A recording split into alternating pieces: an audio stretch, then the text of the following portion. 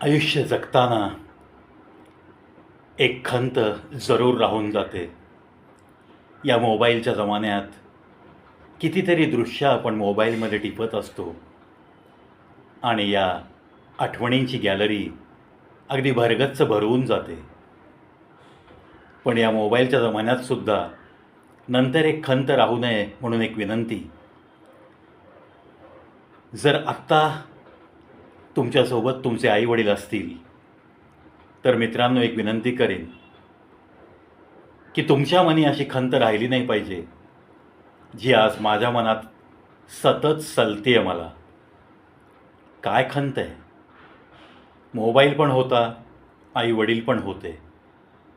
पण खरं सांगू, हे दोन्ही आवाज रेकॉर्ड करण्याचे राहून गेले आणि आज मी माझ्या चॅनलवर माझे हजारो व्हिडिओ अपलोड करून टाकतोय. हजारो लोक ते व्हिडिओज बघतायत. पण आज मला ज्यांनी जन्म दिला, ज्यांनी मला हे जग दाखवलं, ज्यांनी माझ्यासाठी खस्ता खाल्ल्या, त्याच आईबापांचा आवाजसुद्धा मी रेकॉर्ड करू शकलो नाही. त्याच आईबापांसोबत एकही सेल्फी घेण्याचं माझ्या कधी डोक्यात का आलं नाही. आज हरवून गेले ते क्षण. आता हे जे राहून गेलं त्याची खंत करतच जगणं इतकंच माझ्या हाती आहे. आणि मग जे आपल्या वाट्याला आलं आहे ती खंत माझ्या रसिकजनांच्या वाट्याला येऊ नये म्हणून मी कळकळीची विनंती करतो, अगदी हात जोडून विनंती करतो की एका हार्ड डिस्कवर आपल्या आईवडिलांचे गप्पा मारलेले आवाज, तुम्हाला काही सांगतानाचे आवाज, त्यांना काही किस्से सांगायला लावा. ते किस्से असं सगळं व्यवस्थित रेकॉर्डिंग करून नंतर मनाला उभारी देण्यासाठी या गोष्टी खूप उपयोगी पडतात.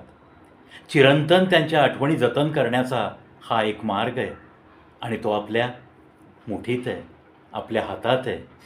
प्रत्येकाच्याकडं आज कमीत कमी 2-2 स्मार्टफोन आहेत असं म्हणायला हरकत नाही, अशी आज सामाजिक अवस्था आहे. पण मित्रांनो, नुसतीच मोबाईलची गॅलरी, नॅचरल ब्युटीज, गुलाबाचे फोटो, देवादिकांचे फोटो, मित्रांबरोबर सहलीचे फोटो, कुणा मित्राच्या लग्नात आपण मस्त मस्ती केलेले फोटो, कधी कुठल्या मैफिलीचे फोटो, कधी काही कलाकारांचे फोटो, भरगच्च ही गॅलरी भरण्याला ठीक आहे, ती तुमची हौस आहे. पण नंतर अशी खंत राहू नये म्हणून एकच कळकळीची पुन्हा एकदा विनंती. आपल्या मोबाईलमध्ये आपल्या मातापित्याचे आवाज रेकॉर्ड करून ठेवा. त्यांच्यासोबत काही क्षण तुम्ही जे घालवता, हसी मजाक, त्यांच्या चेहऱ्यावर फुललेलं हास्य, ते टिपून ठेवायला नक्की स्वतःला तयार करा. स्वतः तयार राहा.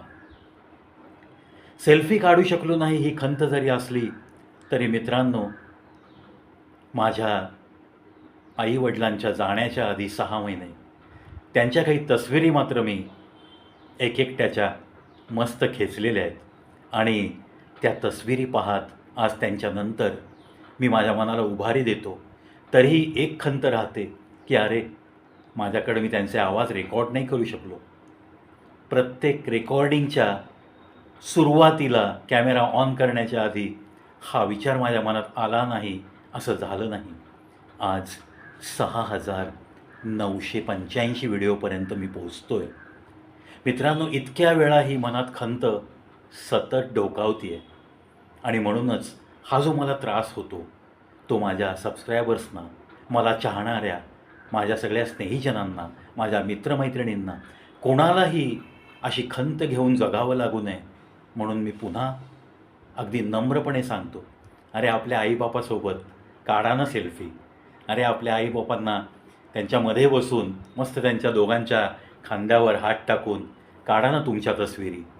त्यांचे आवाज रेकॉर्ड करून ठेवा आणि हो, चांगल्या रीतीने प्रिझर्व्ह राहतील अशा पद्धतीने टेक्नॉलॉजीचा वापर करून ते आवाज प्रिझर्व्ह करा.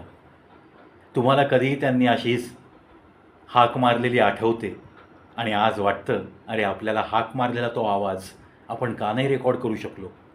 तर अशा ह्या बारीक सारीक गोष्टी आहेत आपल्या आईवडिलांच्या आठवणी, आपल्याला ज्या व्यक्ती आवडतात त्यांच्या आठवणी अशा पद्धतीने जर आपण जतन करायला शिकलो तर नक्कीच सांगतो तुम्हाला, भावी आयुष्यात जेव्हा आपले मातृछत्र पितृछत्र हरवेल, जेव्हा ते फिजिकली तुमच्यासोबत नसतील, तेव्हा एक नजर अशा तस्विरींवरनं एक दोनदा दिवसातून त्यांचे हे आवाज कानी पडले तर पहा किती उभारी येते. आज मी काढलेल्या तशा तस्विरींकडे बघत बघत ते आहेत, कुठून तरी ते दोघंही बघतायत. मला चालत राहिलेलं पाहून त्यांच्या चेहऱ्यावर हास्य येतं आहे हे मला जाणवतं आणि या जाणीवेनेच मी आपला फक्त चालत राहतो आहे मित्रांनो, कोणत्याही फळाची अपेक्षा न करता. ही ताकद कोण देतं? या अशा आठवणीच आपल्याला ताकद देत असतात. म्हणूनच आई वडील आहेत तोपर्यंत त्यांच्या जितक्या म्हणून आठवणी तुम्हाला या मोबाईलमध्ये जतन करता येतील, या मोबाईलच्या कॅमेऱ्याद्वारे फोटोच्या स्वरूपात हार्ड कॉपीज काढून ठेवता येतील, या मोबाईलच्याद्वारे त्यांचे आवाज, त्यांच्याकडे काही स्पेशालिटी असेल, जर कोणाची आई गायिका असेल तर तिची बहारदार गाणी अशा पद्धतीने रेकॉर्ड करून ठेवू शकता. एखाद्याचे वडील कलाकार असतात, एखाद्या वडिलांची डायलॉगबाजी छान असते, आवाज बुलंद असतो, जसा माझ्या वडिलांचा होता. आज ह्या गोष्टी जतन करता आल्या पाहिजेत. टेक्नॉलॉजी आहे, तुमच्या अवतीभोवती खूप काही सोयीसुविधा आहेत. चला ना मग अशी एक सवय लावून घेऊ आणि आपल्याच जन्मदात्यांच्या या आठवणी चिरंतन अजून कशा राहतील याच्याकडे लक्ष देऊयात. जसं बालपणापासून त्यांनी आपल्याला वाढवेपर्यंत हाताच्या तळहातावर आलेल्या फोडाप्रमाणे जपलेलं असतं. आपल्यासाठी अनेक वेळा अनेक प्रकारचे त्याग करत ते जीवन जगलेले असतात. कधीही स्वतःसाठी म्हणून त्यांनी कधीही आयुष्य जगलेलं नसतं. मग आपण त्यांच्यासाठी थोडं तरी त्यांच्यानंतरसुद्धा त्यांच्यासोबत जगता येईल अशी व्यवस्था का करू नये?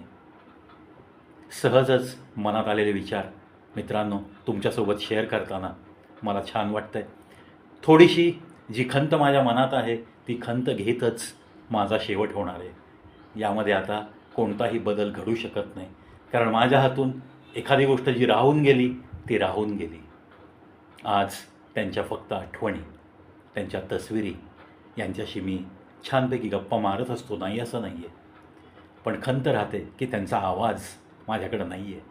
मी रेकॉर्ड करू शकलो असतो पण तो नाही करू शकलो आणि आता या गोष्टीला काहीही इलाज नाही. मग हीच गोष्ट तुमच्या आयुष्यात घडू नये म्हणूनच हा छोटासा व्हिडिओ जास्तीत जास्त मित्रमैत्रिणींना शेअर करायला विसरू नका, कारण आपल्याला प्रत्येक घरातल्या बुजुर्गांच्या या आठवणी चिरंतन राहतील याच्यासाठीच हा व्हिडिओ एकमेकांमध्ये शेअर करायचा आहे. पाहत रहा, ऐकत रहा कवी प्रवेश शो यूट्यूब चॅनल.